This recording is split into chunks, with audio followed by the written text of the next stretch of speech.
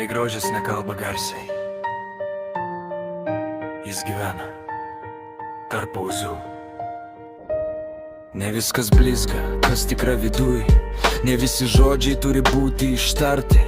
Tyla kartais pasako daugiau nei šimtai balsų bandančių rėkti.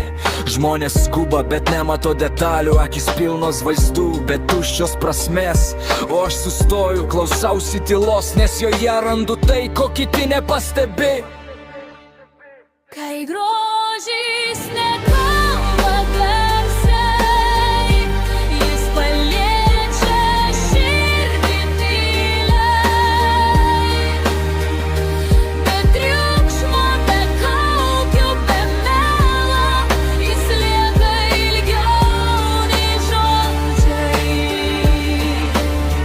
Kiek jausmų paslėpta tarp eilučių, kiek tiesų nuskendo tarp viskas gerai. Stipriausi žmonės nekalba garsiai, jie neša savo naštą be žiūrovų minios. Grožis neriksme, ne šviesoje ryškio, jis randas tyloj, kai esi su savim, kai nieks nežiūri, kai kaukės krenta, ten tikras veidas pirmą kartą kvėpuoja. Kai grožis nekalba garsiai, jis paliečia širdį tyliai. Be triukšmo, be kaukių, be melo, jis lieka ilgiau nei žodžiai. Ar girdi, kai tyla kalba, ji pasako tai, ko garsas nesugeba.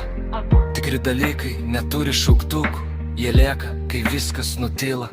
Aš pavargau nuo triukšmo be turinio, nuo veidų, kurie bijo tylos. Nes tyla parodo, kas esi, be filtrų, be šviesų, be mados.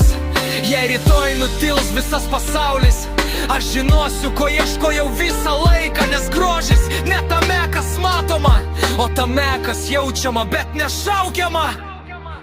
Kai grožis nekalba garsiai, jis paliečia širdį tyliai.